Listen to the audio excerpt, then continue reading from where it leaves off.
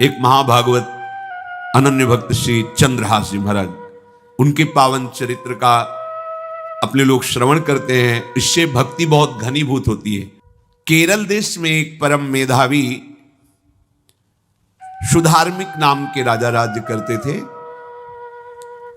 धर्म पूर्वक चलना, प्रजा का पालन करना और भगवान नाम जप करना, शास्त्र विधि से बिल्कुल कभी प्रतिकूल एक भी आचरण जीवन में नहीं किया।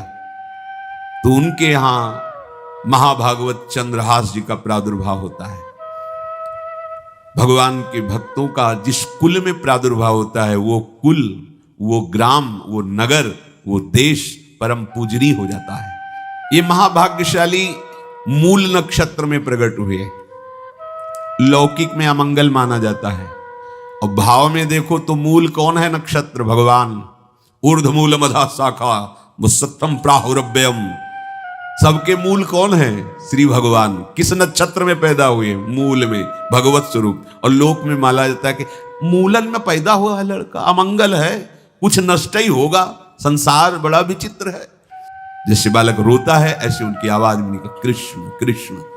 बड़ा आनंद हुआ सुधार्मिक राजा को कि हमारे कोई महाभागवत पधारा है, क्योंकि ये भजन करके पूर्व जन्म में ऐसी भागवती की स्थिति प्राप्त की कि अबोध अवस्था में ही श्रीमुख से कृष्ण नाम निकल रहा है।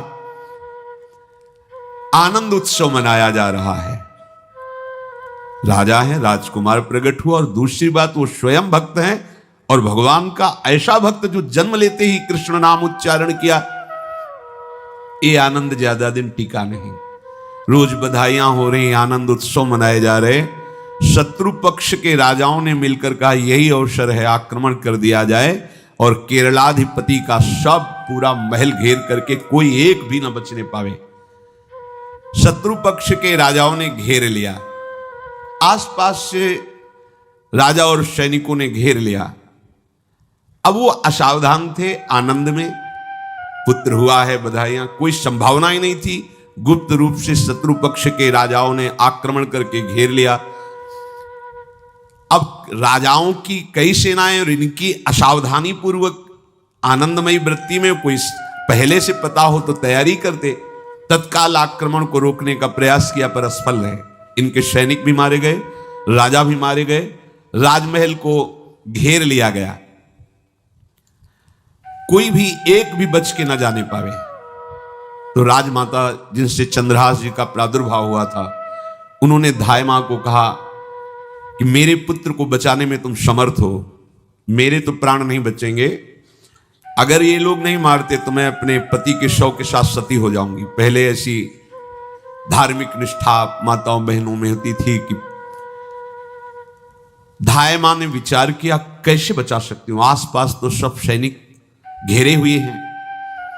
तत्काल उसने विचार किया कि अगर हम इनको राजकुमार की तरह ले जाती है तो हमें भी मारा जाएगा और इनको भी मारा जाएगा। देखो कितनी विपत्ति जन्म लेते हैं। कोई प्रश्न कर सकता है कि महाभागवत जिनके घर में प्रकट हो तो वहां धन वैभव सुख संपत्ति बढ़नी चाहिए, यहां तो जन्म से ही जैसे वहां माता पधारी, ये क्या है? तो श्री भगवान स्वयं कह रहे हैं यस्य तुष्टो रहम पार्थ वित्तम तस्य हराम्यहम करोमि बंधु विच्छेदम सच कष्टेन जीवति। हे अर्जुन, मैं जिस पर बहुत प्रसन्न होता हूं, आप अपने ऊपर भगवान को बहुत प्रसन्न करना चाहते हैं, बहुत प्रसन्न करने में ये है, देख लो, कह रहे जिस पर मैं बहुत प्रसन्न होता हूं सबसे पहले उसका ऐश्वर्य नष्ट करता हूं। फिर क्या करता हूं? फिर बंधु बांधवों का, फिर क्या करता हूं? असाध्य रोग उसके शरीर में। बोले महाराज जी तुम प्रसन्न हुए हो कि पूरे के पूरे नाराज हो गए हो? बोले यही मेरी प्रसन्नता है। क्या? माया का नाश। अब एकमात्र भरोसा केवल भगवान का, दूसरा कोई नहीं। ये सबको पसंद नहीं आएगा, सब तो उस भगवान की भक्ति चाहते हैं कि अगरबत्ती धूपबत्ती तन मन धन सब तेरा स्वामी, क्या लागे मेरा, पर अंदर से कह रहे सब तन मन धन सब मेरा, क्या लागे तेरा। ऐसे तो चलेगी भक्ति। लेकिन कई बार सत्संग में पीछे हितधाम में कहा था कि भगवान को रिझाकर लोक मांगोगे तो चैन से रह लोगे, और अगर उनसे प्यार करने की बात मन में ठानी कि बस मुझे केवल आपकी आंखों में आंखों को मिला करके जीवन व्यतीत करना है, मुझे और कुछ नहीं चाहिए, तो फिर लाडले आपको दुशरिहा का कोई आश्रय रहने नहीं देंगे। ध्यान रखना, जितने दुशरिहा होंगे तो ये बर्दाश्त हो तो कदम आगे बढ़ावे। बहुत प्रसन्न हो जाओ ठाकुर हम पे तो कह रहे यस्य तुष्टो ह्रहम पार्थ वित्तम तस्य हराम्य हम करोमि बंधु विच्छेदम सच कष्टेन जीवती। जितनी श्वासें रहेंगी भयंकर कष्ट में उसको व्यतीत करने के लिए दूंगा। ये दंड नहीं है, ये पुरस्कार है।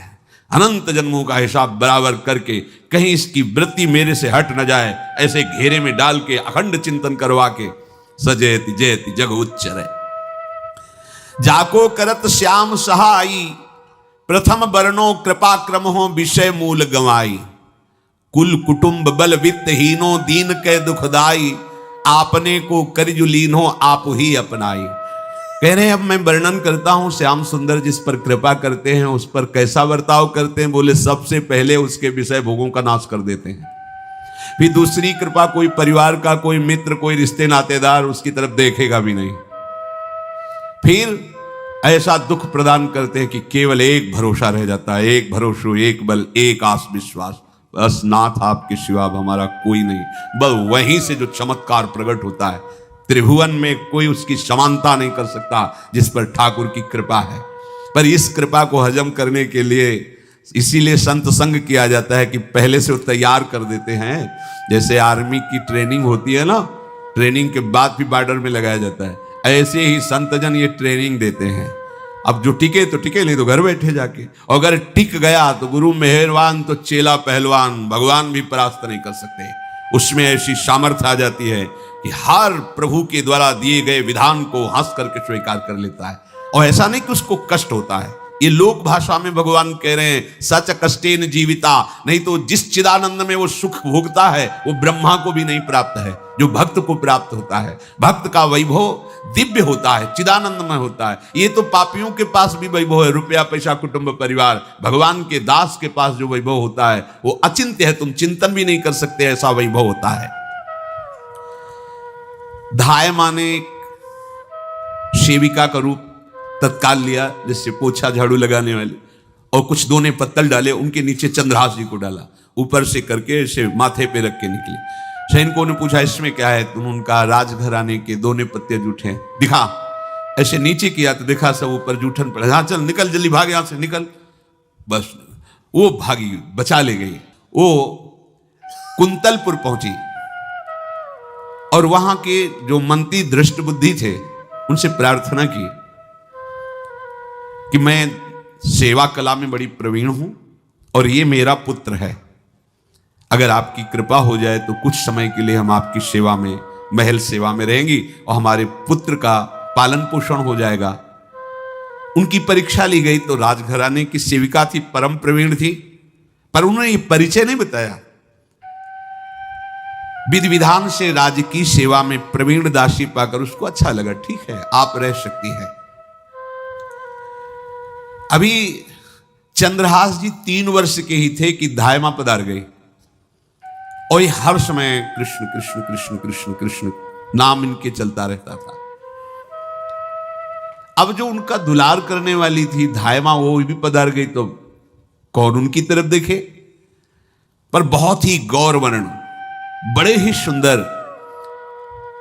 अब वो गलियों में भटकने, निकाल दिया महल से जब धायमा मर गई, क्योंकि धायमा की सेवा कारण उनको रखा गया था। 3 वर्ष के बालक गलियों में, तो कोई भी मां देखती उनको तो कोई उनको वस्त्र पहना देती, कोई भोजन करा देती। ऐसे ही भगवान के भक्तों की बड़ी विचित्र लीला होती है। यहां चंद्रहास जी को जो भी माता बहन देखती कुंतलपुर के गलियों में, तो कोई वस्त्र, कोई स्नान करवा देती, कोई काजल लगाती, कोई भोजन पवा देती। परमहंसों जैसा जीवन कट रहा है। कृष्ण कृष्ण कृष्ण कृष्ण। 14 भुवनों में जिनकी अव्याहत गति है, जो सबको देखते रहते हैं, श्री देवर्षि नारद जी। ये कृष्ण कृष्ण बोलता है बालक, और इसका हरि के सिवा कोई नहीं। तो एक दिन एकांत में बैठे हुए थे बालक चंद्रहास जी, नारद जी पधारे हैं, भाई जी से मिले हैं। स्वप्न में कितने महापुरुष मिलते हैं जो भजन ठीक से करते हैं, ये बड़े बड़े महापुरुष आकर के उपदेश करते हैं। ये त्रिकाल सत्य हैं, कोई ऐसा नहीं है कि ये कहानी हैं, अभी हैं। जहां आप भगवत चिंतन करेंगे तो आपको परिचय बड़े बड़े महापुरुषों का मिलने लगेगा। नारद जी आए तो देखा आंख बंद की हुई चंद्रहास जी कृष्ण कृष्ण कृष्ण कृष्ण कृष्ण ऐसा उच्चारण कर रहे। त्रिकालज्ञ सर्वज्ञ नारद जी ने देखा कि ओहो, इतना छोटा बालक और कृष्ण कृष्ण बोल रहा है। नारद जी ने स्पर्श किया दुलार करते हुए, सुनो आंख खोलो। आंख खोल के देखा श्री देवर्षि नारद जी। नारद जी ने कहा देखो हम तुमको एक अमोघ वस्तु देते हैं, और एक छोटी सी शालिग्राम की इतनी बड़ी शिव शालिग्राम का जो वो दिया। बोले धो के पी लेना और दिखा के पा लेना, यही तुम्हारी सेवा पद्धति है। अर्थात स्नान करा दिया और जो तुम्हें मिले इनको अर्पित। तो उन्होंने विचार किया कि धोने के लिए, स्नान कराने के लिए पात्र चाहिए, भोग लगाने के लिए पात्र चाहिए। तो जैसे कोई पान की बीड़ी नहीं, तो ऐसे कपोल में शालिग्राम को रखे रहते, कोई पात्री नहीं, कोई सिंहासन ही नहीं, यही धुल गए। चरणामृत अंदर जा रहा, जब पाएंगे तो यही पा लेंगे, साइड में ऐसे करके फिर निकाल के धो। यहां कपोल में रखते छोटे से शालिग्राम चंद्रहास जी, और उपदेश किया भगवान के मंत्र का। जब कोई भगवत प्राप्ति के लिए चलता है तो भगवान ही गुरु रूप से प्राप्त होते हैं, वहां तक तुम्हें पहुंचा देते हैं या उन महापुरुष को आपसे मिला देते हैं। जब कोई भगवत प्राप्ति के लिए जहां चलता है तो ये भगवान अपनी तरफ से कृपा करते हैं। ये दृष्ट बुद्धि के जो महल में धायमान ने इनका आश्रय स्वीकार करवाया था, उसके एक पुत्र थे मदन जी, वो बड़े भागवत थे। और एक पुत्री थी जिसका नाम था विषया, वो बड़ी सुंदर थी, अभी छोटी अवस्था की थी।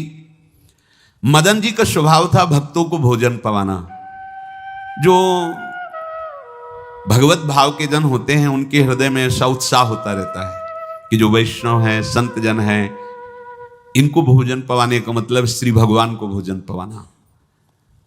भक्तमाल में भी वर्णन है कि जैसे गर्भवती मां को आप कुछ भी पवाओ तो बालक की पुष्टता अपने आप होती है, ऐसे संतों के हृदय में भगवान विराजमान प्रगट रूप से हैं। जब हम संतों को भगवत भाव से भोग पवाते हैं तो साक्षात भगवान ही पाते हैं। वो मदन थे भगवत भाव के, तो उन्होंने बुलाया बड़े बड़े भक्तों को और ब्राह्मणों को। जब ब्राह्मण और भक्त पा रहे थे तो खेलते खेलते चंद्रहास जी भी वहीं चले गए और उन्होंने भी वहां प्रसाद पाया।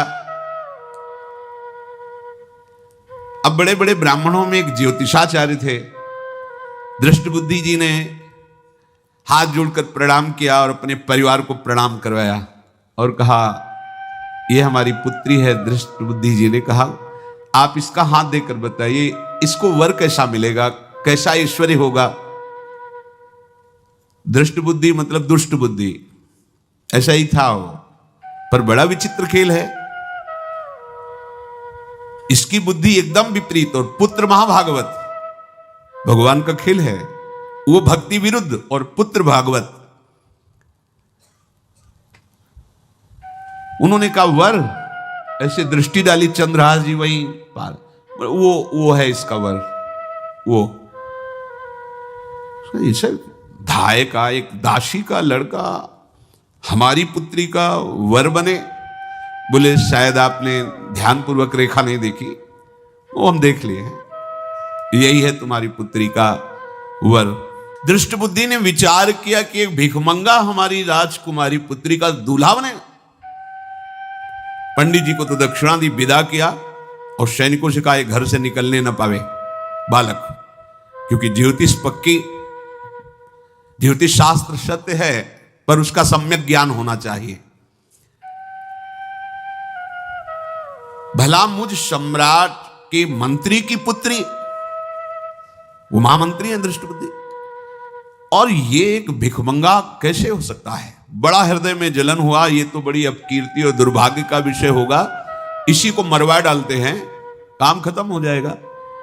निश्चय किया और जल्लादों को बुलाया, और कहा, बालक जो पंगत में भोग पा रहा है, इसको ले जाओ और जंगल में मार के, और इसका कोई अंग हमें काट के दिखाओ कि हम मार, मतलब पक्का मार देना है।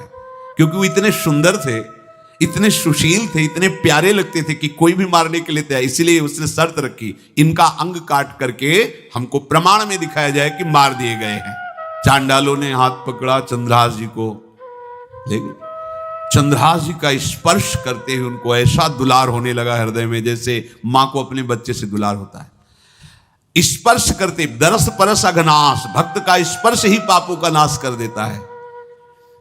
वो दो जल्लाद आपस में कहने लगे, भाई जीवन हो गया लोगों को मारते हुए, कभी कोई पुण्य का काम नहीं किया। ये देखो भक्त संग का प्रभाव।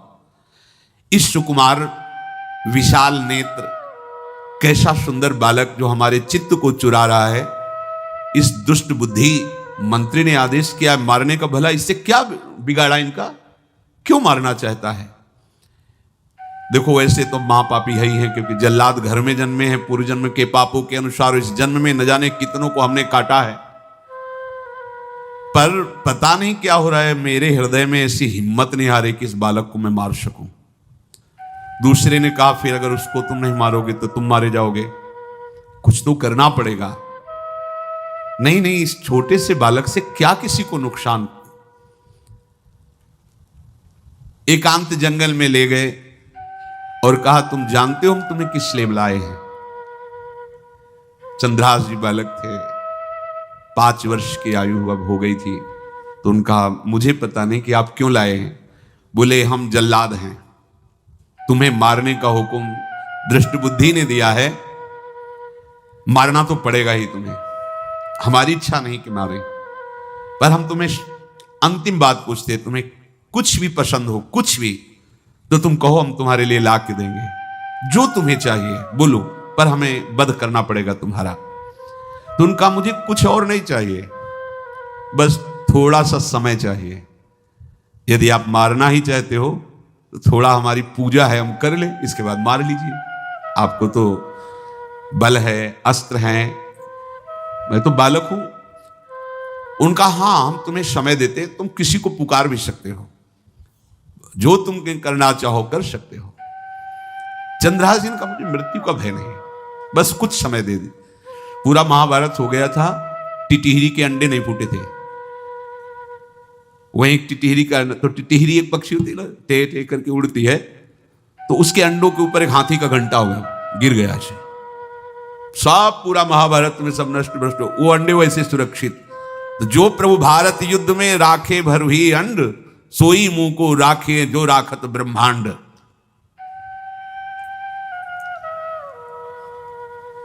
मैं तो अनाथ हूं, श्री कृष्ण के सिवा कोई मेरा है नहीं, मैं किसको पुकारूं?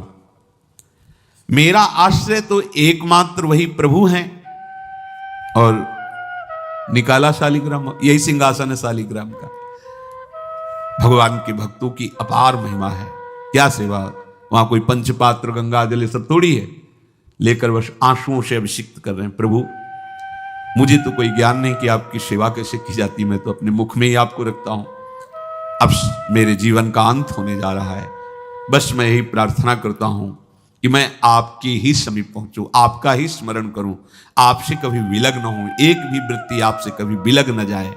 श्याम सुंदर मुरली मनोहर ललित त्रिभंगी ध्यान करते हुए आंख खोली और इशारा किया, काट दो मुझे।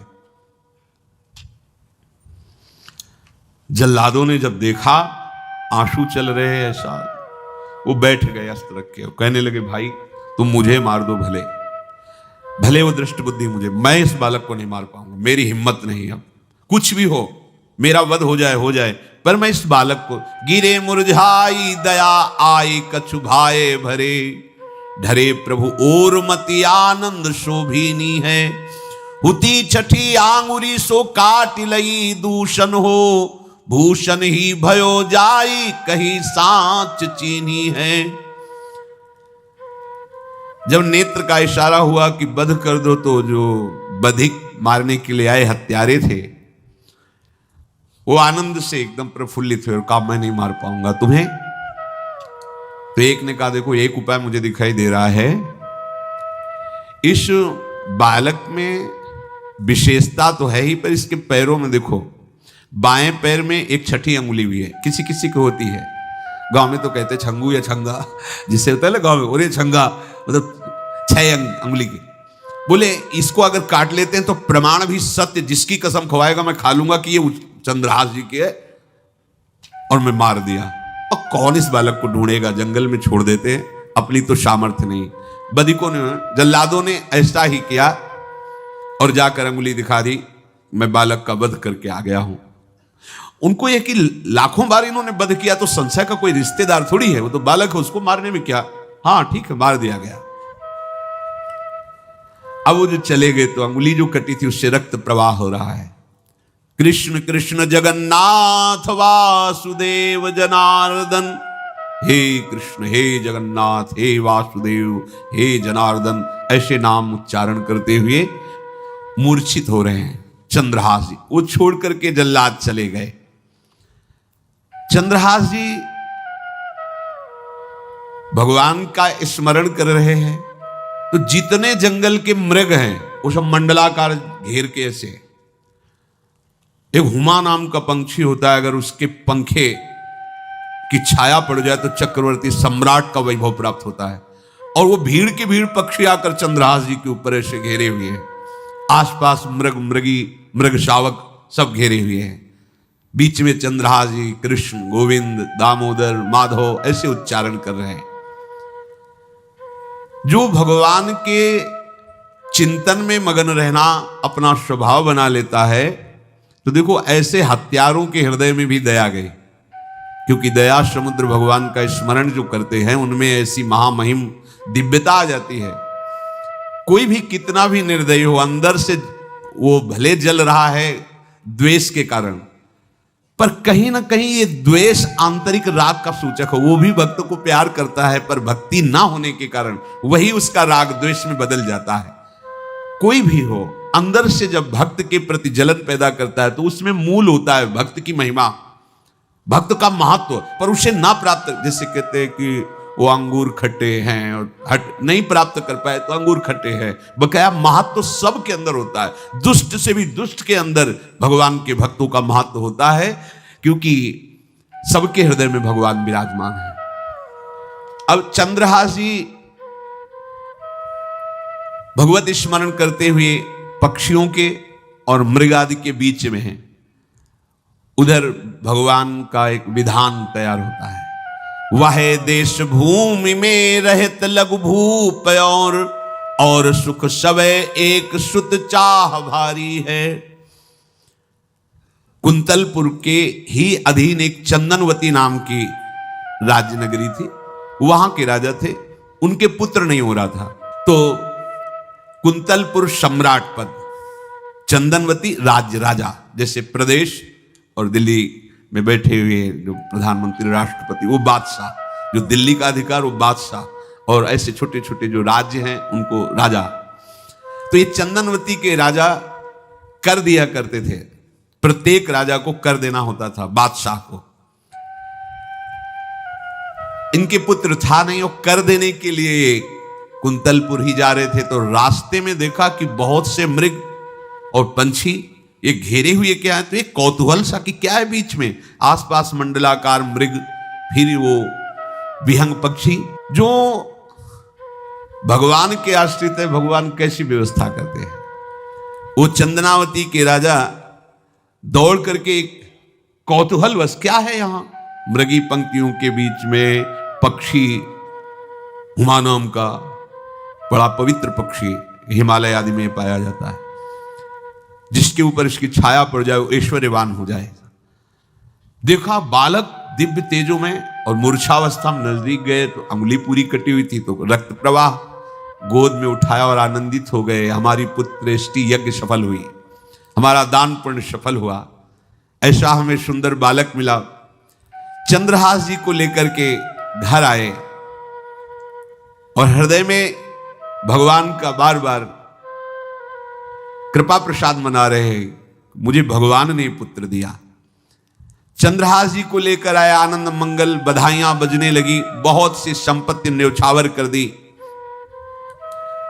5 वर्ष के चंद्रहास जी हैं, पूछा बेटा तुम्हारे माता पिता कौन है? तो कहा श्री कृष्ण। परिवार में कौन है? श्री कृष्ण। मतलब तुम्हारा कोई नहीं है?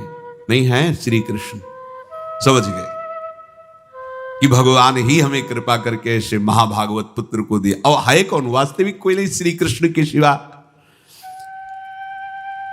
बड़ा उत्सव मनाया और अपने राज सिंहासन का अग्रिम अधिकारी युवराज पद चंद्रहास जी को। अब तो पूरे राज्य में आनंद की वर्षा हो रही। राजा मन में विचार कर रहे हैं कि ऐसा प्रतापी भक्त हमारे यहां आया है, अब हमको किसी को कर देने की जरूरत नहीं। तो जो हर महीने वर्ष में जो बंधा हुआ कर था उन्होंने नहीं दिया। एक बार, दो बार, तीन बार जब कर नहीं पहुंचा तो सम्राट ने आदेश किया मंत्री को कि चंदनावती से कराना बंद हो गया है। क्या बात है? यदि वो अहंकार से युक्त हो तो आक्रमण करके नष्ट करो, यदि समस्या है तो उसका सहयोग करो। बादशाह के आदेश से वहां दृष्ट बुद्धि पहुंचे तो युवराज पद पर चंद्रहास जी विराज, जिनको मारने के लिए जल्लादों के हाथ में दे दिया था। पूरे पूर्वासी ऐसा प्रभाव चंद्रहास जी का है कि सब कृष्ण भजन करते हैं, सब आनंद में मगन रहते हैं। चंद्रहास जी थोड़ा सयाने हो गए थे तो पूर्ववासियों को उपदेश देते, एक बार हमारे राज्य में भोजन पाया जाएगा 24 घंटे में, और सबके घरों से आरती की शंखनाद घंटानाद सुनाई देना चाहिए। सबके यहां शाम के रोज नाम कीर्तन और भगवत कथा होनी चाहिए, क्योंकि आयुष्यम चपलम तादृक जल बुद्बुद सन्निभम चिंतयध्वम जनामूढ़ा माधवम वर्षम सुस्थिरम। भाइयों, ये आयु बड़ी चंचल है, कब शरीर छूट जाए पता नहीं, पानी का बुलबुला कब फूट जाए कोई पता नहीं। इसलिए माधव श्री कृष्ण का नाम कीर्तन, उनकी आरती पूजा, उनका ध्यान और एक टाइम भोजन पूरे नगर में। अब सोचो कितना भक्ति का प्रभाव होता है। पूरा नगर में, हर घर में आरती पूजा कीर्तन। चक्रवर्ती सम्राट के लक्षण स्वाभाविक चंद्रहास जी में प्रकट होते थे। अब दृष्ट बुद्धि जब वहां गया, देखा युवराज पद पर, पहचाना कि वही बालक है, ये तो चंद्रहास है, क्योंकि काफी समय तो महल में ही रहे थे धाय मां के साथ और अच्छे से पहचान थी। अब उन्होंने विचार किया कि ये तो बहुत अनिष्ट हो गया, हमने तो मारना निश्चित किया था और जल्लादों ने इसको छोड़ दिया और अब तो ये राजा का राजकुमार बन गया। तो राजा से कहा कि पहली बात, युवराज पद पर बैठालने के पहले तुम्हें सम्राट को सूचना देनी चाहिए थी। दूसरी बात, अभी तक तुमने कर नहीं दिया। जानते हो कि अगर सम्राट का भाव बदल गया तो एक क्षण में तुम्हारे राज्य को नष्ट कर दिया जाएगा। तो राजा ने हाथ जोड़कर, चंदनावती के राजा ने कहा, महाराज आप ही अब हमारी रक्षा कर सकते हो। तो उसकी दृष्टि चंद्रहास पर थी, इसको मरवाना है, क्योंकि पंडित ने बताया था यही पति बनेगा। अरे तो अब तो आनंदित होना चाहिए कि अब तो राजा बनेगा, अब तो बढ़िया है। लेकिन चंद्रहास जी को यदि आप सम्राट के पास भेज देते हैं और सम्राट निश्चित प्रसन्न हो जाएंगे चंद्रहास को देख के, तो वो तुम्हारे इस अपराध को क्षमा कर देंगे। युवराज पद दे दिया और भेंट नहीं दी, कर नहीं दिया महीनों से, तो ऐसा करो चंद्रहास जी को भेज दो। राजा ने स्वीकार कर लिया। और पहले लोग बिल्कुल धर्म से चलते थे, कहीं भी अधर्म का लेश नहीं।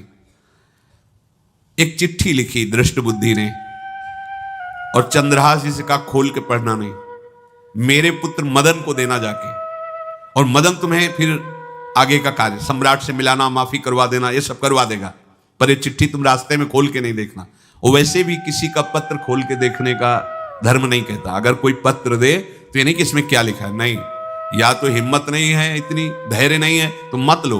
अगर धैर्य है तो हाथ में लेकर जहां तक पहुंचाना है वहां तक पहुंचा दो, नहीं तो वो कार्य ही मत लो। ये अधर्म है कि आप बीच में उसको खोलकर पढ़े। पहले लोग बहुत धर्मात्मा होते थे, एक एक बात धर्मयुक्त होती थी।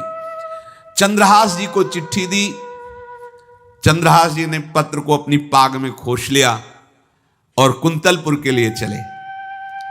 अब इनका किशोर अवस्था में प्रवेश हो चुका था। एक सुंदर कुंतलपुर के बाहरी रमणीय बगीचा था।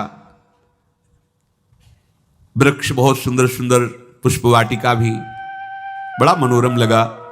घोड़ा बांध दिया वृक्ष में और पहले सरोवर का बड़ा निर्मल जल होता, जल पिया, हाथ मुंह धोया, थोड़ी देर भगवान का ध्यान करते रहे वृक्ष के नीचे और फिर लेट गए तो नींद आ गई। भगवान बड़े कृपालु हैं।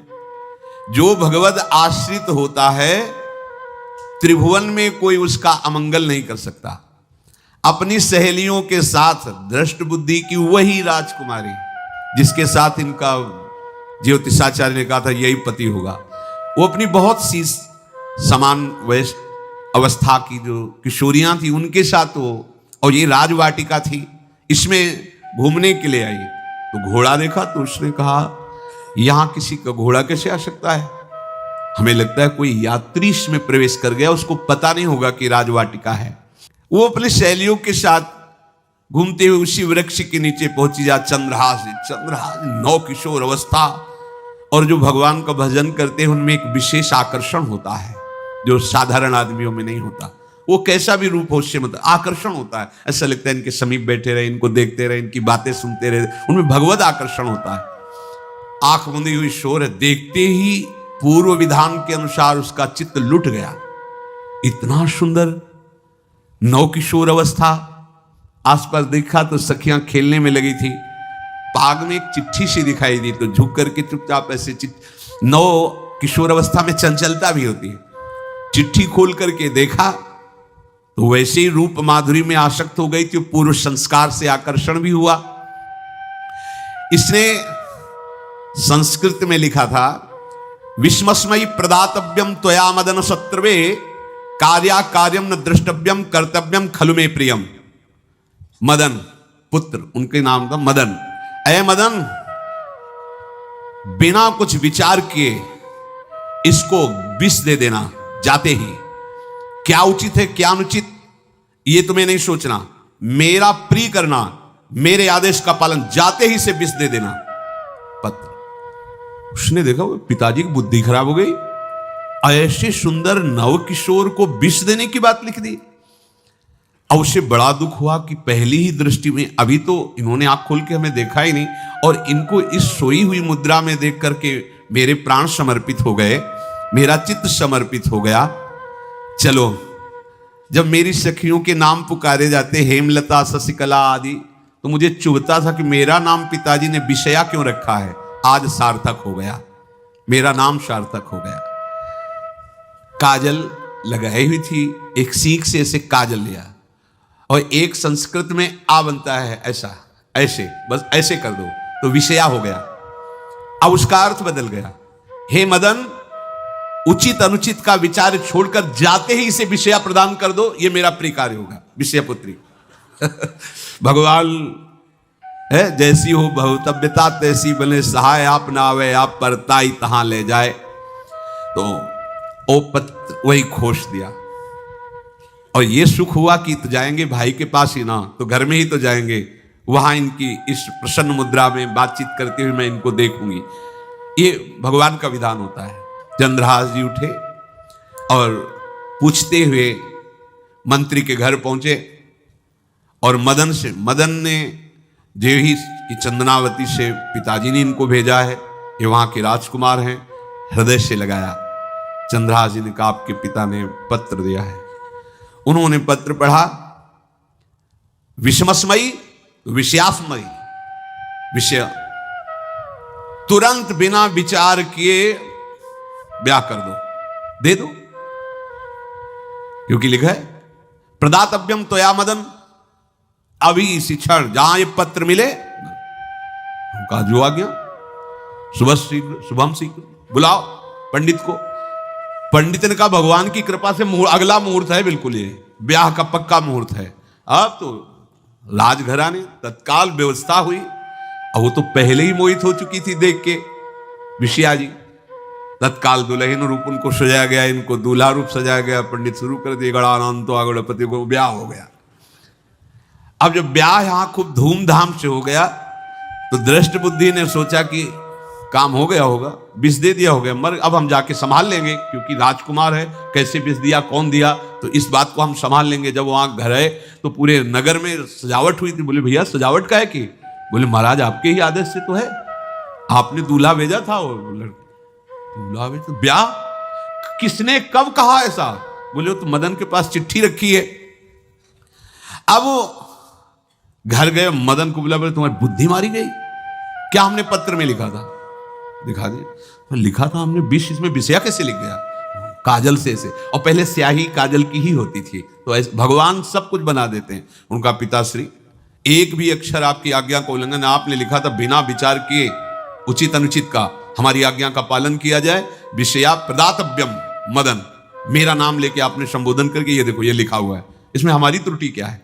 देखा तो चंद्रहास जी दूल्हा और सुंदर, अब उसका हृदय आग ले। अब तो मान जाना चाहिए, बिटिया का वर्ण हो गया भाई, ब्याह हो गया, अब तो गुस्सा छोड़ देनी चाहिए। पर दुष्ट बुद्धि, नाम ही रखा था दृष्ट बुद्धि, उसने कहा चाहे बिटिया विधवा रहे पर तुम्हें जिंदा नहीं रहने देंगे। ये दुष्ट बुद्धि होती है। देखो कैसे कैसे ऐसे ही होते हैं, कुछ लोग ऐसे ही होते हैं, हमारी इज्जत, फिर जेल काटता है पूरा परिवार, मार डालेंगे तुम्हें जिंदा नहीं रखेंगे, ऐसे दुष्ट बुद्धि का स्वभाव होता है।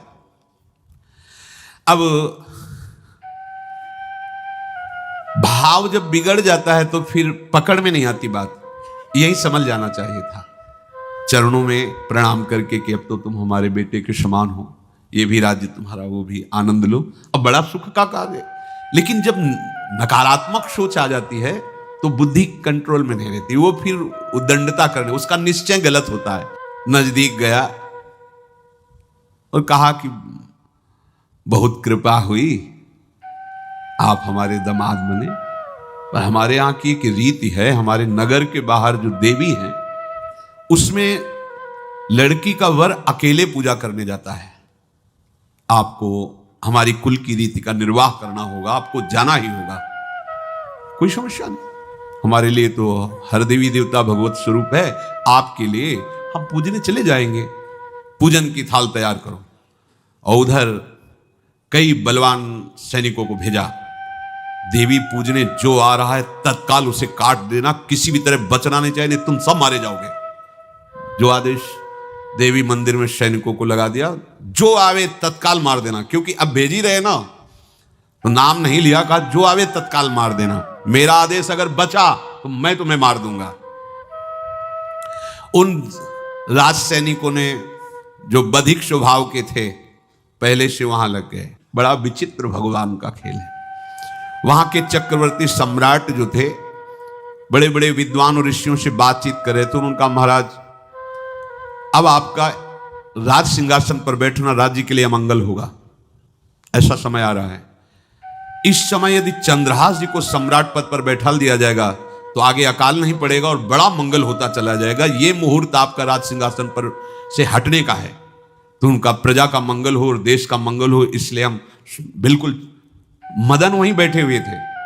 सचिव ने कहा तुरंत जाओ और जो तुम्हारे बहनोई बने हुए हैं चंद्रहास जी को लाओ। तो भागे। तो जो और सैनिक, राज सैनिक थे, पूछा किधर जा रहे हो? बोले वो अपने बहनोई चंद्रहास जी। बोले वो तो देवी पूजा के लिए गए। तो घर में जाके वो सीधे आगे बढ़े, तो जा ही रहते थाल सजा कर देवी। बोले सुनो, इसी समय मुहूर्त है, आपको देवी पूजा हम कर लेंगे जाके, या हम थाल लेके वहां बैठे रहेंगे, पहले सम्राट पद का वो अभिषेक करो, फिर देवी पूजा हो जाएगी। ये तो घर की बात है, और देवी पूजा मैं करके आ रहा हूं, वो देवी पूजा के लिए और वो सम्राट पद के लिए। बीच से दौरे और सुख पाई जाई, मगही में लियो जाए, दियो सो पठाई, नृप रंग माही भीजिए। अब जो सम्राट थे तो बहुत आनंदित हो गए, क्योंकि भगवान का भक्त, तेजस्वी और बलवान शूरवीर योद्धा जो सम्राट पद पर बैठेगा तो अकाल नहीं पड़ेगा, सुख की सब प्रजा को वृत्ति प्राप्त होगी। बड़े आनंदित होकर इनका सम्राट पद पर अभिषेक हो रहा है। और दृष्ट बुद्धि के पुत्र जो मदन संतों और भक्तों का आदर करते थे, वो देवी पूजा, और वहां पहले उसने बोल रखा था जो आवे तो देवी अपमान ते न डरो, सम्मान करो, जात मारी डार्यो या सो भाष्यो भूप लीजिए। चंद्रहास जी का सम्राट पद पर अभिषेक और मदन जी का देवी मंदिर में प्रवेश, और सैनिकों ने काट के फेंक दिया मदन को। ये जो पे कृपा रघुपति कृपाल की, बैर और की कहा सरे, होई न बाको। बार भगत को जो कोई कोटि उपाय करे। गोस्वामी तुलसीदास जी लिख रहे, भगवान का कृपा पात्र जो भक्त है, किसकी ताकत है कि उससे बैर कर सके। चाहे कोई त्रिभुवन में हो, भक्त का बाल बांका नहीं कर सकता, चाहे करोड़ों करोड़ों उपाय कर ले। और तके नीच जो मीच साधु की, सो पामर ते मीच मरे। वेद विदित प्रहलाद कथा सुनि, को न भगति पथ पाम धरे। अगर तुम जिस भाव से साधु को नीचा दिखाना चाहोगे, वही भाव तुम्हारा सर्वनाश कर देगा। वैसे ही देखो सर्वनाश हुआ ना, एक ही पुत्र और इसके आदेश से वह उल्टा खेल हो गया, पुत्र की ही हत्या हो गई और चंद्रहास जी को सम्राट पद पर अभिषेक किया जा रहा है। अब दृष्ट बुद्धि ने बड़ी प्रसन्नता अंदर है कि वो तो मार दिया गया होगा। सैनिक आए और बोले, महाराज आपके पुत्र का वध हो गया है। पुत्र का वध कैसे? बोले आपने कहा था जो आए उसे मार देना, तो आपका पुत्र ही थाल लेकर पूजन। वो तो चंद्रहास, बोले उनका तो अभिषेक हो गया सम्राट पद पे। ये कैसे हो गया? अब अंदर भारी दुख उनके हृदय में। उन्होंने बताया कि तुम्हारे पुत्र को तो हम लोगों ने ही काट डाला आपके आदेश के अनुसार। आपने कहा था जो जाए उससे काट। अब तो छाती पीट पीट के, माथा फोड़ फोड़ के खूब रो रहा है। किसी का कोई भी बस नहीं चल सकता भगवान के भक्त के ऊपर। तंत्र मंत्र दुनिया का जितना भी सामर्थ्य है, ये भक्ति को ऐसे खिलवाड़ नहीं है। अब वो बार बार, मैं कितना भागी, हाय मैं कितना भागी, अपने पुत्र को ही मरवा दिया। ये हाहाकार करके रो रहा है। चंद्रहास जी ने जब सुना तो उन्होंने कहा, अरे मृत्यु तो मेरी निश्चित थी, फिर मदन भैया को वो मेरी मृत्यु प्राप्त हुई। नहीं नहीं, ऐसा नहीं हो सकता। मैं अभी जाता हूं। वहां गए, अंगों को रखा, भगवान का ध्यान करते हुए, स्मरण करते से हाथ फेरा, उठ के बैठ गए। अब ये घटना तो उनको पता नहीं थी, दृष्ट बुद्धि को उन्होंने खोपड़ी फोड़ करके अपनी हत्या कर ली। उनको जिला के आए तो फिर उनको जिलाया और कहा, पिताजी अब कृष्ण कृष्ण जपो। अब उनकी बुद्धि शुद्ध हुई और भगवान का आश्रय लेकर के वो अपने जीवन को भगवत भक्ति में बनाए। तो जो भगवान का भक्त है, उससे द्रोह करने वाले को भी परम मंगल ही देते हैं भक्त। पर भक्ति में अनन्यता की आवश्यकता है। प्रारंभ इहलोक परलोक के सारे सुखों को भगवान के चरणों में समर्पित करके किसी व्यक्ति वस्तु स्थान का आश्रय नहीं होना चाहिए।